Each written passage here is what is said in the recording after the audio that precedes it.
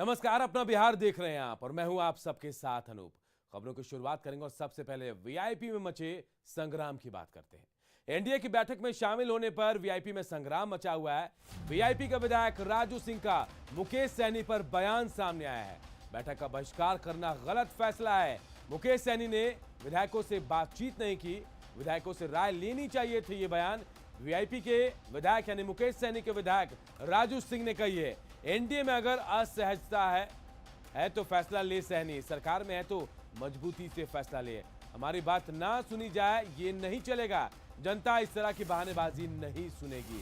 तो देखिए, बड़ा बयान राजू सिंह का आया है। वीआईपी के विधायक हैं और वीआईपी के जो मुखिया है मुकेश सैनी को लेकर यह बड़ा बयान उन्होंने दिया है और कहा राजू सिंह ने कि एनडीए की बैठक में नहीं जाना दुर्भाग्यपूर्ण है।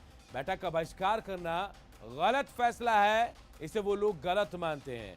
मुकेश सैनी ने इसे लेकर विधायकों से बातचीत भी नहीं की, जबकि उन्हें विधायकों से इस बारे में बातचीत करनी चाहिए थी, उन्हें राय लेनी चाहिए थी। ये बयान जो है राजू सिंह वीआईपी के जो विधायक है उन्होंने दिया है। अगर एनडीए में असहज हैं तो फैसला लें और नहीं है तो भी वो फैसला लें। ये बड़ा बयान देखिए राजू सिंह ने दिया है। मुकेश सैनी कल एनडीए की बैठक में नहीं गए थे, जिसके बाद उनकी अपनी ही पार्टी, अपने ही लोगों ने उनको घेर लिया है।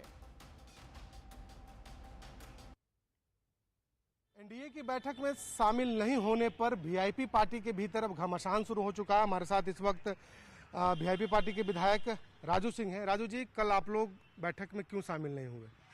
देखिए, बैठक में शामिल नहीं होना, हम लोग को पहले से कुछ भी पता नहीं था कि बैठक में शामिल होना है नहीं होना है। बड़ी आश्चर्य लगा जब विधानसभा में शोक सभा खत्म होने के बाद में अध्यक्ष जी के द्वारा मैसेज मिला कि पहले हम लोग की बैठक होगी, उसके बाद में एनडीए की बैठक में जाना है। तो हम लोग अध्यक्ष जी के चैम्बर में गए और एक साथ दोनों बैठक चल रही थी, इसलिए संभव नहीं था कि एनडीए के बैठक में शामिल होना। लेकिन मैं जहां तक समझता हूं कि एनडीए के बैठक में न शामिल होना एक बहुत ही दुर्भाग्यपूर्ण बात रही। वहां शामिल होना चाहिए था कि वहीं एक उचित प्लेटफॉर्म होता है जहां पे अपने दल के लोगों के सामने, अपने सदन के नेता के सामने, मंत्रियों के सामने, सबके सामने अपनी बातों को उचित प्लेटफॉर्म पर रखना। लेकिन कल का नहीं जाना ये दुर्भाग्यपूर्ण रहा। मुकेश सैनी कहते हैं कि वो एनडीए में असहज है। ये भाई समझ में नहीं आता, अगर वो इस बात को बोल रहे हैं कि एनडीए में असहज है तो उनके विधायक उनके साथ है, अपने राष्ट्रीय अध्यक्ष के साथ है। असहज है तो कोई निर्णय ले, उस निर्णय में हम लोग उनके साथ रहेंगे। लेकिन ये कहना असहज भी है और बार बार ये एक बच्चों की तरह जो बात होती है कि रुस जाना फूल जाना, ऐसा संभव नहीं है। जब सरकार में है तो सरकार में मजबूती से रहनी चाहिए। सरकार में मेरी बात भी मजबूती से लोग सुनेंगे, क्यों नहीं सुनेंगे। मैं समझता हूँ कि मुख्यमंत्री जी नीतीश कुमार हैं, अगर घटक दल के एक पार्ट हैं, हम एक हिस्सा हैं और हमारे बदौलत सरकार चल रही है, हमारी बात न सुनी जाए, कितना दिन तक हम बोलते रहेंगे? और इसको जनता नहीं बर्दाश्त करेगी कि हमारी बात नहीं सुनी जा रही। हम लोग क्षेत्र से आते हैं, क्षेत्र में जनता कहती है कि हम सत्ताधारी दल के विधायक हैं, हम सत्ताधारी दल के लोग हैं, इसलिए जो काम होने लायक है, जो जेन्युइन काम है वो जरूर होना चाहिए। और उसमें मेरी बात न सुनी जाए ये बहाना नहीं चलेगा। ये हम कह सकते हैं बात नहीं सुनी जाएगी, उचित प्लेटफॉर्म पर बात को लाएंगे, उसके बाद भी नहीं सुनी जाती है तो निर्णय लेने के लिए स्वतंत्र है। और उनके तो 4 विधायक हैं, चारों विधायक उनके साथ हैं। क्या मुकेश सैनी कोई भी निर्णय लेने के पहले विधायकों से बातचीत करते हैं? कुछ जगहों पे करते हैं, कुछ जगहों पे नहीं करते हैं। जैसे कल का ही निर्णय था, एक बड़ा निर्णय था, इन पर विधायकों से पहले सहमति लेनी चाहिए थी, उसके बाद जाना चाहिए था। लेकिन ऐसा कुछ निर्णय लिए नहीं। और मैं समझता हूँ कि पिछले 7-8 महीनों में जब से हम लोग विधायक इस दल से बने हैं, इस टेन्योर में ये कोरोना काल वगैरह को लेकर के कुछ ये भी परेशानी रही। लेकिन मुकेश जी हमारे राष्ट्रीय अध्यक्ष हैं, हम लोग सब कोई सरकार में आस्था रखने वाले लोग हैं, सरकार में आस्था रखते हैं। और सरकार की जो बात होती है वो ओपन नहीं होनी चाहिए, बल्कि वो सरकार के अंदर होनी चाहिए थी।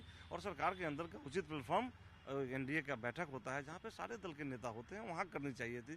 मेरा ये मानना है कि कल के बैठक में रहना चाहिए था और अपनी बात को मजबूती से रखना चाहिए था। उनके सारे विधायक उनके साथ हैं और उनके साथ रहते और कल बात को सपोर्ट भी करते। तो क्या बाकी के जो 3 विधायक हैं वो भी आपके साथ हैं, इस आपकी बातों से सहमत हैं वो लोग? क्योंकि आप लोगों की बात हुई होगी उन लोगों से। देखिए, हम लोग कोई दल से अलग के लोग नहीं हैं। हर विधायक की अपनी अपनी सोच होती है। हमारे जो भी विधायक बने हुए हैं उसमें एक मिश्री लाल जी को छोड़ दिए तो और सब लोग, मतलब स्वर्णा जी हमारी पहली बार विधायक बनी हैं, आपको मुसाफिर जी हैं, वो दूसरी बार विधायक जरूर हैं लेकिन वो थोड़ा अस्वस्थ रहते हैं। उसके बाद में 2 बार हमारे एमएलसी रहे हैं, मिश्री लाल जी वो हैं, मैं हूँ। लेकिन हम लोग कहीं भी दल से अलग कोई अपनी मंशा नहीं रखते हैं, इसलिए अलग कोई गुट भी नहीं बनाना चाहते हैं। लेकिन इस बात को जरूर है कि हम लोग बैठ करके उनके सामने अपनी बातों को कल उतनी ढंग से नहीं रख पाए। आज हम लोग अपने राष्ट्रीय अध्यक्ष के साथ फिर बैठेंगे, फिर बैठ के बात करेंगे और जो निर्णय होगा, सामूहिक निर्णय होगा, सामूहिक निर्णय के साथ हम लोग जाएंगे। जीतन राम मांझी के पास वो अक्सर मिलने जाते हैं। मुकेश सहनी कहते हैं कि हम लोग और जीतन राम मांझी को मिलकर कोई फैसला लेना पड़ेगा, हमारी बात नहीं सुनी जाती एनडीए में। देखिए, जीतन राम मांझी जी बिहार के एक सम्मानित लीडर हैं, हिंदुस्तान में उनको जाना जाता है।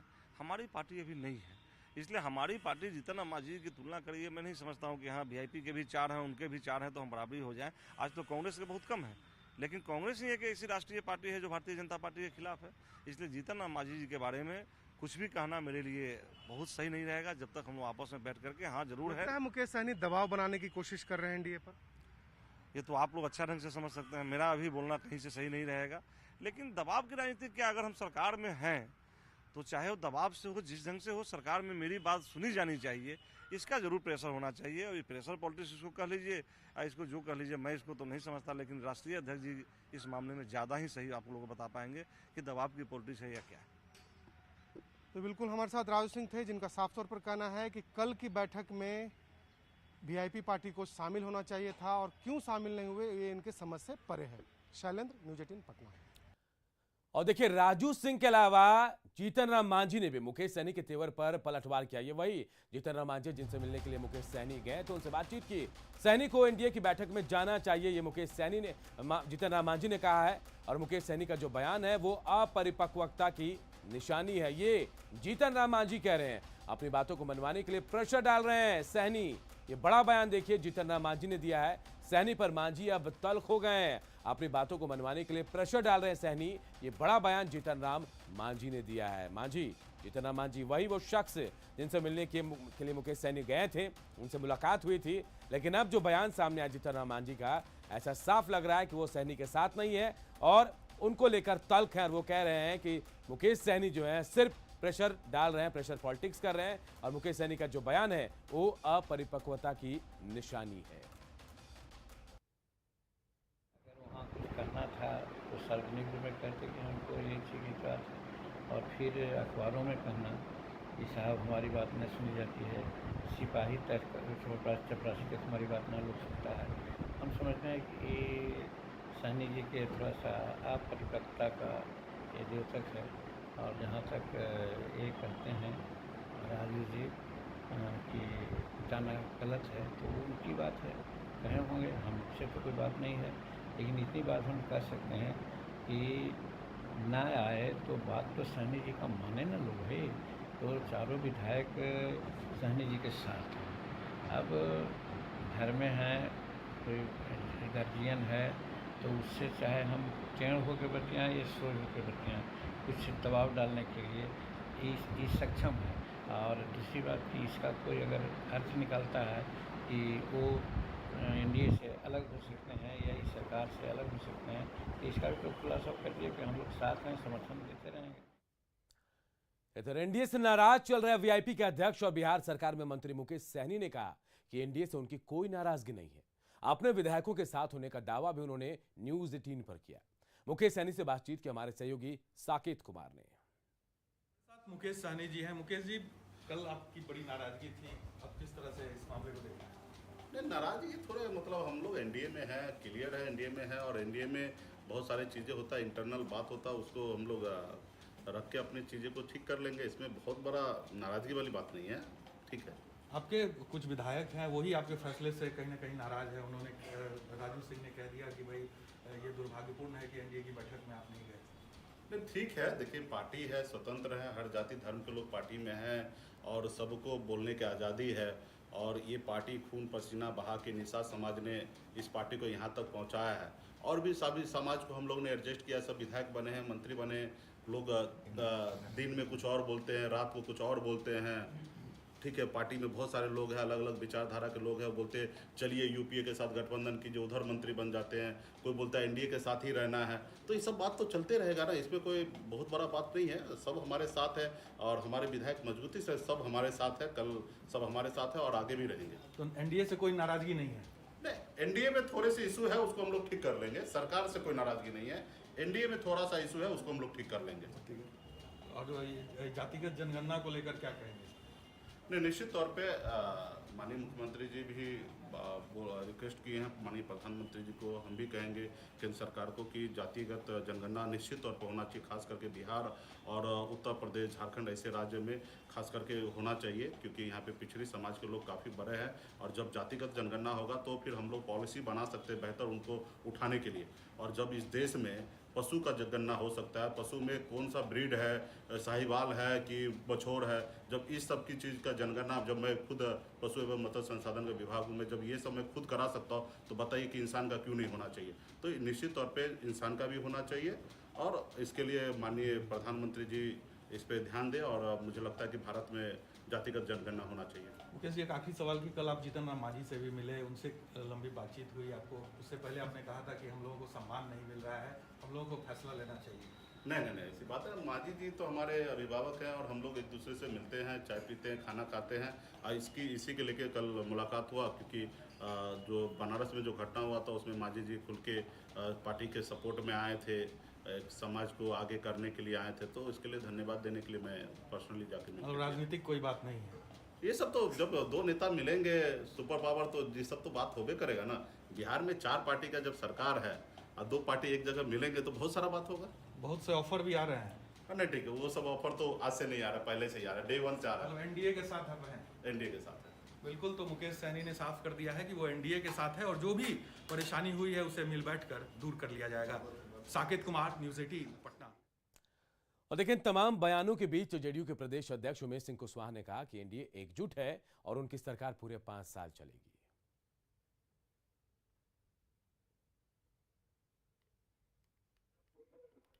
यहाँ संगठन के पर चर्चा करने के लिए आए हैं और कोई भी एनडीए में कोई मामला आता है, हम सब मिलजुल के बैठकर उस मामला को निदान करते हैं, फैसला करते हैं और एनडीए सब एकजुट है, एक साथ है, पूरे सरकार 5 साल चलेगी, कोई लेकिन परंतु नहीं कोई।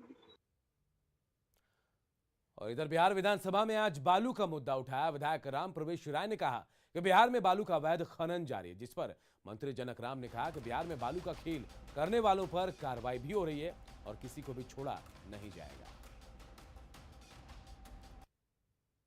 क्या जब पुनः 2021 में पटना, भोजपुर, छपरा, औरंगाबाद, रोहतास के बंदोबस्तधारियों ने 50% बढ़े हुए दर पर काम करने के लिए राजी थे, तब अवैध खनन करने वाले माफियाओं से उन्हें प्रशासनिक सुरक्षा प्रदान क्यों नहीं की गई? सुरक्षा प्रदान करने ही हेतु आपने देखा होगा, ये पहली बार जिला के जिला कप्तान हो, अंचलाधिकारी हो, खनन के माइनिंग इंस्पेक्टर हो, ये तमाम बड़े बड़े अधिकारियों, और इतना ही नहीं, निगरानी विभाग इकाई द्वारा इसमें सघन जांच चल रही है। जैसे जैसे जांच सामने आ रही है उनके ऊपर कार्रवाई बड़ी से बड़ी करने की सरकार मादा रखती है। इधर शिक्षा व्यवस्था पर तेजस्वी यादव ने सदन में सरकार को घेरा। तेजस्वी यादव ने कहा कि सरकार ग्रेजुएशन पास करने वाले छात्राओं को प्रोत्साहन राशि नहीं दे पा रही है। कोरोना आखिर कब तक चलेगा? लगभग जो सवाल में पूछा गया है कि 2,20,000 छात्र जो है वो पास किए, तो आवेदन भी लगभग जो है तकरीबन उतना ही पहुंचागा लाखों में। मंत्री जी ने अभी कहा कि ये जो है प्रायोरिटी वाइज स्कीम चल रहा है सरकार का, प्रायोरिटी वाइज हम लोग इसमें भुगतान कर रहे हैं और कुछ भुगतान जो है नहीं हुआ है, किन किन कारणों से नहीं हुआ है हम ये जानना चाहते हैं। और लगभग 2,20,000 में से कितने छात्रों को भुगतान हुआ है? और इससे पहले 23 मार्च की घटना को लेकर आरजेडी और माले के विधायक आज फिर हेलमेट पहनकर विधानमंडल परिसर में पहुंचे थे। उन्होंने पुलिस और सरकार पर सियासी हमला बोलते हुए कहा कि वो अपनी सुरक्षा के लिए हेलमेट पहनकर आते हैं। विधायकों को मारा गया, लोन से फेंका गया और फिर पुनः सत्र शुरू हुआ है। सरकार ये प्रयास कर रही है कि दोबारा इन विधायकों पर पुनः जो है कार्रवाई करें। इसलिए हम सब भयभीत हैं कि इस लोकतंत्र के मंदिर के अंदर भी अपने को सुरक्षित महसूस नहीं कर रहे हैं। इसलिए हम लोग हेलमेट लगाकर जो है आज आए हैं। लोगों को डर है जो पिछले बार विधानसभा के सत्र जो माननीय विधायकों पर जुल्म हुआ, पुलिसिया कार्रवाई हुई, उससे हम लोग भयभीत हैं। हम लोग आते हैं, कभी डंडा चल जाए, गोली चले, इसलिए हम लोग हेलमेट लगा के अपनी सुरक्षा के लिए हम लोग आए हैं, क्योंकि विधानसभा में अब सुरक्षित माननीय विधायक नहीं है तो आम आवाम कैसे है। तो क्या हेलमेट लगाने से आप सुरक्षित रहेंगे? और लाठी डंडा से पिटाई चला, उससे तो हम लोग कपार कम से कम नहीं फूटेगा ना, सर नहीं फूटेगा। माननीय सदस्यों को पीटा गया, मर्यादा को तार तार किया गया, तो आज मुझे भी डर लग रहा है कि हम आए हैं और किस प्रकार से कहीं बिहार पुलिस ना हम माननीय सदस्यों पर हमला कर दे, इसलिए सर का बचाव हो, इसी सर के बचाव के लिए हम आज यहाँ आए। पेट्रोल डीजल की बढ़ती कीमतों के विरोध जताते हुए आज आरजेडी विधायक डॉक्टर मुकेश रोशन साइकिल से सदन की कार्यवाही में शामिल होने पहुंचे। सवाल करने पर उन्होंने महंगाई के लिए केंद्र और राज्य सरकार को जिम्मेदार ठहराया। तेल यही है मोदी नीतीश का खेल, गरीब जो है वो बर्बाद हो गया, महंगाई बेरोजगारी चरम पर है। पेट्रोल डीजल का दाम कम करना चाहिए, टैक्स कम करना चाहिए, आज तक टैक्स कम नहीं हुआ। नीतीश और मोदी के राज में पूरा आम आवाम जो है वो कष्ट में है। देश में बढ़ती महंगाई, पेगासस और बिहार विधानसभा में विधायकों के साथ मारपीट के मुद्दे को लेकर आज भी माले के विधायकों ने विरोध प्रदर्शन किया। हाथ में बैनर पोस्टर लेकर विधायकों ने अपनी नाराजगी दिखाई, नारेबाजी की। उन्होंने 23 मार्च की घटना के लिए सरकार से माफी मांगने की बात तक कही। के ऊपर, अति पिछड़ों के ऊपर, अल्पसंख्यकों के ऊपर लगातार हमले हो रहे हैं, मॉब लिंचिंग की घटनाएं घट रही है और यह सरकार मुकदर्शक बनी हुई है। हम इस माध्यम से कहना चाहते हैं कि सरकार दलित, अति पिछड़ों, अल्पसंख्यकों पर हमला जल्द रोके। हमारी ये मांग है, नहीं तो इसके खिलाफ हम सदन से लेकर के सड़क तक हम एक लड़ाई लड़ेंगे, लंबी लड़ाई लड़ेंगे। जारी रहेगा, जब तक जिंदगी रहेगी तब तक जारी रहेगा, ठीक ना। इसलिए कि अभी तक सरकार ने माफी नहीं मांगा 23 मार्च के कुकृत्य के लिए, और न ही माननीय अध्यक्ष महोदय ने खेद व्यक्त किया है। इसलिए लोकतंत्र की बहाली के लिए जारी रहेगा आंदोलन। विधायकों की पिटाई को ठंडे बस्ते में हम नहीं डाल देने सकते हैं। बिहार मॉब लिंचिंग की जमीन बन गई। आधारपुर में अल्पसंख्यकों की मॉब लिंचिंग हुई और अल्पसंख्यकों, दलितों, महिलाओं, अति पिछड़ों का दमन हो रहा है। इन तमाम सवालों को लेकर के हम बिहार विधानसभा में जोरदार ढंग से उठाएंगे। जनसंख्या नियंत्रण कानून की मांग पर बीजेपी एमएलसी संजय पासवान ने कहा है कि जिस तरह बिहार में शराबबंदी कानून लागू है, उसी तरह से जनसंख्या नियंत्रण कानून भी बनाया जाए। जदयू के विरोध में संजय पासवान ने कहा कि हम डीलर नहीं नेता हैं, इसलिए अपनी मांग को रख रहे हैं। जनसंख्या नियंत्रण तो करना ही पड़ेगा, क्योंकि जो साधन है, संसाधन है, वह सीमित है। इसलिए सबका लाभ सबको मिले और स्वस्थ मानवता रहे, समृद्धशाली मानवता रहे। इसलिए आवश्यक है कि साहब जनसंख्या नियंत्रण कानून बनना चाहिए। और पहलकदमी बिहार से, और अच्छी बात है कि शराबबंदी पर जिस ढंग से बिहार ने एक मिसाल पेश किया है, उसी ढंग से जनसंख्या नियंत्रण पर नीतीश बाबू को और हमारी एनडीए गवर्नमेंट को मिसाल पेश करना चाहिए। जनसंख्या नहीं पड़ेगा।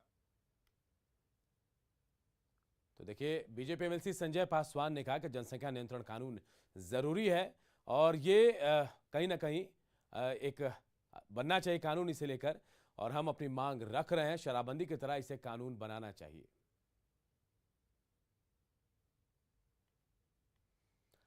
कटिहार में महानंदा नदी की कहर के बाद अब गंगा नदी के कटाव से लोग दहशत में हैं। कटिहार जिला के बाढ़ कटाव रेड जोन कहे जाने वाले अहमदाबाद प्रखंड के चौकिया, पहाड़पुर और खट्टी भवानीपुर पंचायत की ये डरावनी तस्वीरें हम आपको दिखा रहे हैं, जहां बड़ी आबादी कटाव की जद में है। लोगों का कहना है कि कब क्या हो जाए अंदाजा लगाना मुश्किल है। हालांकि जिला कलेक्टर का कहना है कि इलाके में राहत और बचाव का काम शुरू कर दिया गया है। कटाव की समस्या इतना जोर है, जो लोग इतना बदहाली में जिंदगी, कभी रात को जब सोते हैं तो उसमें नींद नहीं आती हम लोगों को, यानी कब कटना शुरू हो जाता है हम लोग को मालूम नहीं पड़ता है। इसीलिए यानी 4-5 दिन हुआ, रात 12 बजे कटना शुरू हो गया है। इतना समस्या, रात 12 बजे तमाम लोगों को आकर के बुलाया, किसी तरह से उसको यानी उसके बाल बच्चों को ले गए और उसके घर द्वार सब कुछ निकल गया था। उसका अनाज भी नदी में गिर गया था। हम लोग बाधा से सबको रोते हुए, बच्चों को बिलबिलाते हुए हम लोग यहाँ से लेकर भागे। सरकार इसको ध्यान नहीं देता है और कभी आता है, कभी आया नहीं। रात 12 बजे कोई लड़का लेकर के भागता है, कोई ईंटा लेकर के भागता है, कोई घर लेकर के भागता है, कोई कहाँ जाएगा तो कोई पता नहीं लगता है। हाँ, खट्टी भवानीपुर के कटाव के बारे में जब हमें जानकारी मिली तो एसडीओ आशुतोष जी वहाँ पे स्वयं गए हैं और उन्होंने एग्जीक्यूटिव इंजीनियर फ्लड डिवीज़न को आवश्यक निर्देश दिए हैं और परसों से ही वहाँ पे कटाव निरोधी कार्य प्रारंभ हो गया है और 3 से 4 दिनों में वो कार्य भी समाप्त कर दिया जाएगा।